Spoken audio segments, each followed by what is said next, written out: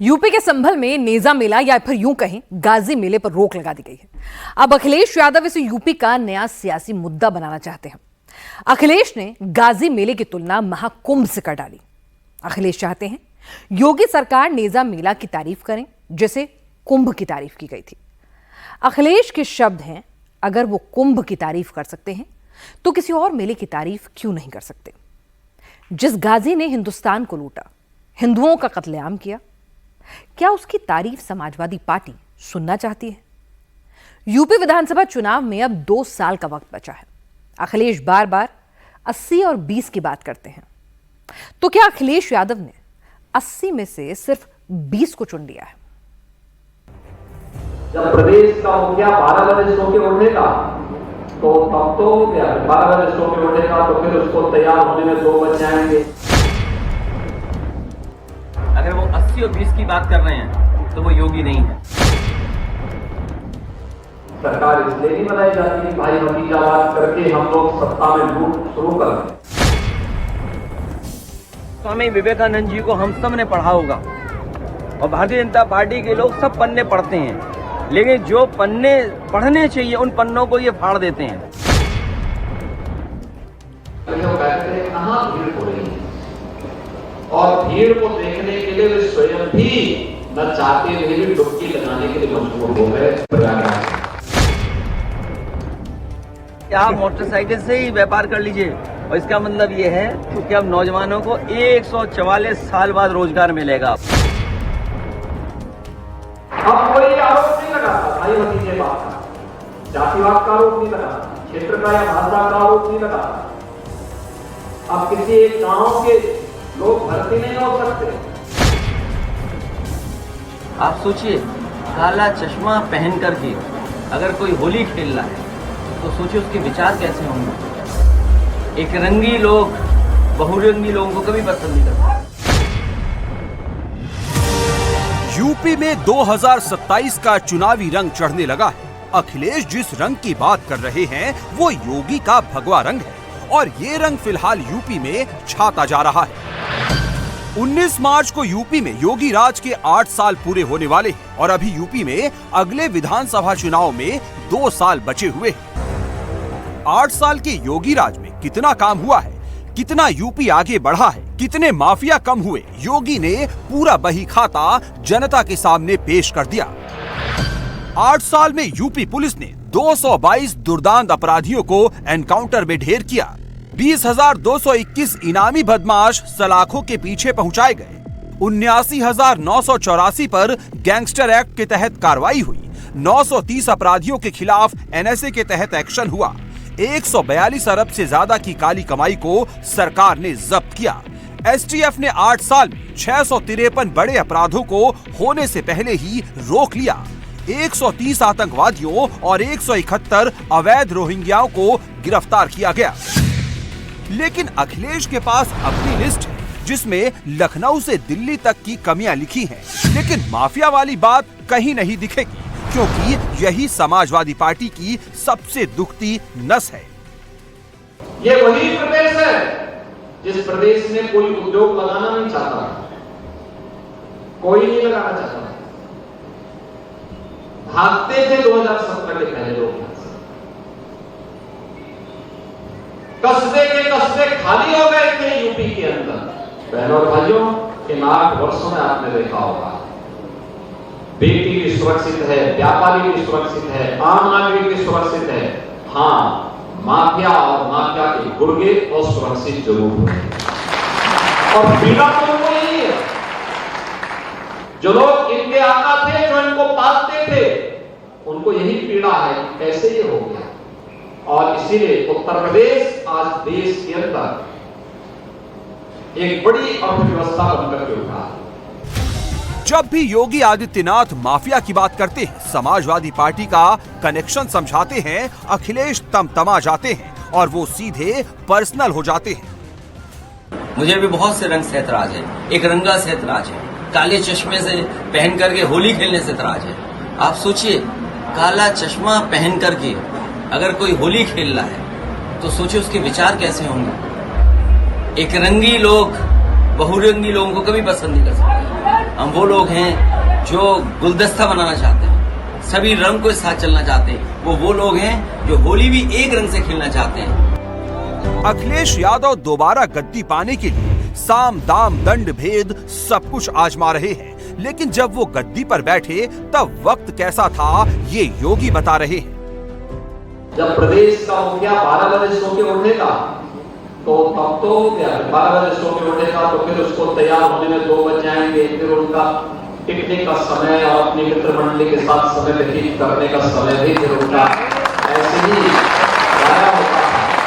फिर निकल जाते थे, पब्लिक तरसती रहती थी और उल्टे उनके गुर्गे प्रदेश को तबाह करते। हर जिले में उन्होंने 1 डिस्ट्रिक्ट 1 माफिया दे दिया, हमने 1 डिस्ट्रिक्ट 1 प्रोडक्ट दिया। यूपी चुनाव अब पूरी तरह से पर्सनल हो चुका है। योगी और अखिलेश अब सीधे सीधे पर्सनल अटैक कर रहे हैं, जिससे अखिलेश को तो फिलहाल कोई फायदा मिलता नहीं दिख रहा। विपक्ष के पास अगर मुद्दा ना बचा हो तो पक्ष की जीत ऐसी ही मानी जाती है। शायद इसलिए अखिलेश 80-20 पर आ गए हैं। अगर वो 80 और 20 की बात कर रहे हैं तो वो योगी नहीं है। योगी की परिभाषा वो बताएं जो 80-20 कर रहे हैं। अगर 80-20 की या बंटवारे की बात योगी नहीं कर सकता, इसका मतलब वो योगी नहीं है। कपड़े पहनने से कोई योगी नहीं बनता है, विचार से योगी बनता है, अपने काम करने के तरीके से योगी बनता है। और अगर हम गीता का माने, जो हमारी गीता में लिखा है, उससे बड़ा धर्म की किताब कोई हमारी नहीं है। योगी वही होता है जो दुख दूसरे का समझे, दूसरे का दुख अपना समझे, वो योगी होता है। क्या ये मुख्यमंत्री दूसरों का दुख समझ पा रहे हैं? अखिलेश 80 वाला आरोप योगी पर लगा रहे हैं, लेकिन 20 की अहमियत समाजवादी पार्टी के लिए क्या है, ये दिल्ली से पूरा देश देख रहा है। ये अवधेश प्रसाद है, अयोध्या के सांसद। इनके संसदीय क्षेत्र में राम मंदिर है, लेकिन अखिलेश यादव यहाँ कभी नहीं आए। लेकिन अवधेश समाजवादी पार्टी के वोट बैंक के लिए जंतर मंतर जरूर पहुँच गए। धर्मेंद्र यादव भी समाजवादी टोपी के साथ चुनावी मंत्र मार रहे हैं। मौलाना की सफेद टोपी के बीच लाल टोपी कितनी अहमियत रखती है, ये मैसेज दे रहे हैं। सरकार कानून बना रही है, वही लोग उस कानून से संतुष्ट नहीं है। मैं समझता हूं कोई भी कानून देश में बनता है तो हितकारी लोगों को विश्वास और भरोसे में लेने के बाद ही बनता है। वक्त में बहुत मीटिंगें हुई, बहुत सारे डेलीगेशन मिले, बहुत से रिप्रेजेंटेशंस गए और मैं समझता हूं सभी ने इस बिल का विरोध किया है। जो एग्जिस्टिंग बिल है, पुराना बिल जो जिसपे आज भी चल रहा है, उस बिल से लोग संतुष्ट थे, उस कानून से लोग। वोटिंग का वक्त आता है तो यही फर्क 80-20 वाला हिसाब किताब ला देता है। जिस दिन समाजवादी पार्टी के लिए वक्फ बोर्ड धरना सबसे जरूरी थी, उसी दिन योगी सहारनपुर में मां शाकुंभरी के नाम पर विश्वविद्यालय के निर्माण का मॉडल देख रहे थे। सहारनपुर में मां शाकुंभरी कॉलेज का निर्माण शुरू हो चुका है। यूपी में किसको किसका वोट चाहिए, ये अभी से दिख रहा है। समाजवादी नेता कहां जा रहे हैं और योगी आदित्यनाथ कहां जा रहे हैं, ये पूरा यूपी देख रहा है। और जो बातें यूपी में कही जा रही है, उसे पूरा यूपी बहुत ध्यान से सुन रहा है। आपके परिश्रम के सामने शासन नतमस्तक हो, उसको प्रोत्साहित करे। इसी के लिए सरकार आपके पास होती है। सरकार इसी के लिए बनाई जाती है। सरकार इसलिए नहीं बनाई जाती कि भाई भतीजावाद करके हम लोग सत्ता में लूट शुरू कर दें। अखिलेश यादव संभल को 2027 का मुद्दा बनाना चाहते थे, लेकिन संभल को भी योगी ने 2027 से पहले ही संभाल लिया है। संभल में जुमा और होली एक साथ मनाई गई, लेकिन ना कहीं पत्थर चले, ना कोई बवाल हुआ। संभल कितना बदल गया है, इसका अंदाजा अब इस बात से भी लगाइए कि संभल में इस बार नेजा मेला भी नहीं लगेगा। गाजी क्या बताते हैं, बुजुर्ग की याद तो बिल्कुल नहीं होगा। जो चीज है सच्चे वो इसीलिए कह रहा हूँ। किसी लुटेरे की वो लुटेरा था, सब कुछ छुपाया जा सकता नहीं, ये नहीं छुपा सकते ना, ये चीज नहीं छुपा सकते हैं। नेजा तो गाजी की याद नहीं बनता, तो याद रखिएगा। और तो वह ये भी बता दो, इतिहास गवाह है कि वह महमूद गजनवी का सेनापति था। उसने सोमनाथ को लूटा था, कत्लेआम किया था पूरे देश में। इतिहास जानता है किसी भी लुटेरे के याद में यहाँ कोई भी मेले का आयोजन नहीं होगा। अगर किसी ने यह अवैध कृत्य करने की कोशिश की, कठोर कार्रवाई होगी, आप निश्चिंत रहिएगा। किसी भी लुटेरे, फिर कह दूं, किसी भी लुटेरे के प्रति आप अगर कहेंगे कि ये बहुत अच्छा है, बड़ा अच्छा दरगाह वाला है, तो बिल्कुल नहीं माना जाएगा। देश के प्रति जिसने भी अपराध किया है उसका साथ कोई देगा, वो भी देशद्रोही है। तो इसीलिए परंपरा नहीं, पूरी तिथि जो चली आई थी, आप लोग अज्ञानता में अगर कर रहे थे तो अज्ञानी थे, लेकिन अगर जानबूझ के कर रहे थे तो देशद्रोही थे। बताइए ना, जो पूछ रहा हूँ वह सेनापति था कि नहीं गजनवी का, उसका सगा भांजा था कि नहीं था, सगा भांजे थे, मगर उनकी सोमनाथ को लूटा था कि नहीं लूटा। जब सोमनाथ को लूटा, आप भी कह रहे सही है, तो इस देश के प्रति उसने अपराध किया था। इस देश के प्रति अपराध करने वाले को कहीं भी बख्शा नहीं जाएगा, कोई नेजा नहीं गड़ेगा। एक बार बता दूं, नेजा नहीं गड़ेगा तो नहीं गड़ेगा। देश के प्रति जिसने अपराध किया है, आप भी कह रहे हैं सोमनाथ लूटा था, जब सोमनाथ को लूटा था तो लुटेरे की याद में बिल्कुल नेजा नहीं गड़ेगा। याद रखिएगा, अगर गड़ा तो राष्ट्रद्रोही हैं आप। अगर इस देश के हैं, आप भी कह रहे हैं सोमनाथ को लूटा था, लुटेरी की याद में कैसे आप बना सकते हैं?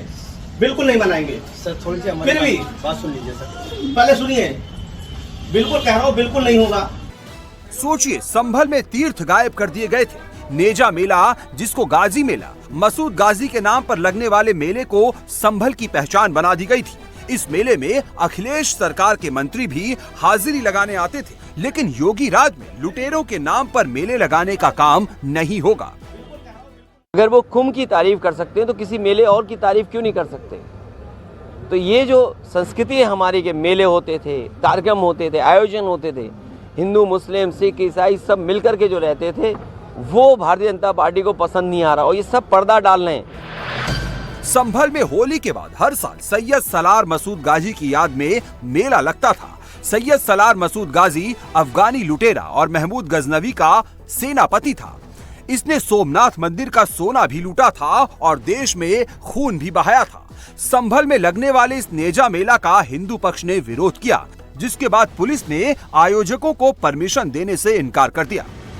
इस प्रकार के लुटेरे एवं हत्यारे की स्मृति में इस प्रकार के मेले का आयोजन भी गलत होगा तथा इससे कानून व्यवस्था पर विपरीत प्रभाव होगा। इस संदर्भ में इस मेले को रोका गया है। साथ ही उन्हें आयोजकों को भी ताकीद किया गया है कि इस मेले का आयोजन न करें। संभल में इतना कुछ हो रहा है, लेकिन अखिलेश यादव अभी तक संभल नहीं गए। अखिलेश लखनऊ से 27 के संग्राम की तैयारी पर निकले तो सीधे बुंदेलखंड पहुंच गए। 2024 के चुनाव में बीजेपी को बुंदेलखंड में झटका लगा था। बुंदेलखंड की 4 में से 3 सीटें बीजेपी के हाथ से निकल गई थी। बुंदेलखंड के 6 जिलों में विधानसभा की 26 सीटें हैं। अखिलेश 2027 में फिर से बीजेपी को झटका देना चाहते हैं, लेकिन 27 में योगी से लड़ने के लिए अखिलेश के तरकश में कोई तीर नहीं बचा है। 2024 के चुनाव में अखिलेश ने भर्ती और पेपर लीक का मुद्दा उठाया था। युवाओं और बेरोजगारी का नंबर जोड़कर फॉर्मूला बनाया था, लेकिन योगी ने लीक के पेपर भी करवा दिए, रिजल्ट भी आ गया और भर्ती भी हो गई। इस भर्ती में ना भाई दिखेगा ना कोई भतीजा। 12,000 से अधिक बेटियां भर्ती हुई हैं। आप सोचिए, 1947 से लेके 2017 तक उत्तर प्रदेश पुलिस बल में केवल 10,000 महिलाएं कार्यरत थी, कुल 10,000, और हमने एक ही भर्ती में 12,000 से अधिक बेटियों को भर्ती कर दिया। और इससे पहले भी 1,56,000 भर्ती हमने की। अब मुझे बताओ, जो लोग अपने समय में भाई भतीजावाद के कारण कुछ नहीं कर पाते थे, वे कहते हैं भर्ती कहां हो रही है। अरे देखो ने 7,244 क्या है, ये भी भर्ती है। और इससे पहले 7.5 लाख उत्तर प्रदेश के नौजवानों को सरकारी नौकरी तो दी गई है, वह भी भर्ती है। अब कोई आरोप नहीं लगाता भाई भतीजेवाद का, जातिवाद का आरोप नहीं लगाता, क्षेत्र का या भाषा का आरोप नहीं लगाता। अब किसी एक गांव के लोग भर्ती नहीं हो सकते। अखिलेश यादव 24 में पीडीए और संविधान वाली लाइन पर चले थे। अभी तक 27 के लिए नई लाइन नहीं मिली थी। 25 में महाकुंभ हुआ। अखिलेश को लगा था महाकुंभ सिर्फ आस्था तक सीमित रहेगा, लेकिन महाकुंभ इकोनॉमी का कुंभ साबित हुआ। अब अखिलेश महाकुंभ के आंकड़ों में चुनावी गणित आजमा रहे हैं, लेकिन योगी बार बार उनकी डुबकी याद दिला देते हैं। हमारे मुख्यमंत्री जी भी कमाल के कहते हैं कि हमने 4 लाख नौजवानों को रोजगार दिया मोटरसाइकिल से, कि जो बैठा करके ले जा रहे थे। ये बताइए, मोटरसाइकिल पे कमर्शियल तरीका आपने अपना दिया कि आप मोटरसाइकिल से ही व्यापार कर लीजिए, और इसका मतलब ये है कि अब नौजवानों को 144 साल बाद रोजगार मिलेगा। कहाँ भीड़ हो रही है, और भीड़ को देखने के लिए वे स्वयं भी न चाहते हुए भी डुबकी लगाने के लिए मजबूर हो गए प्रयागराज।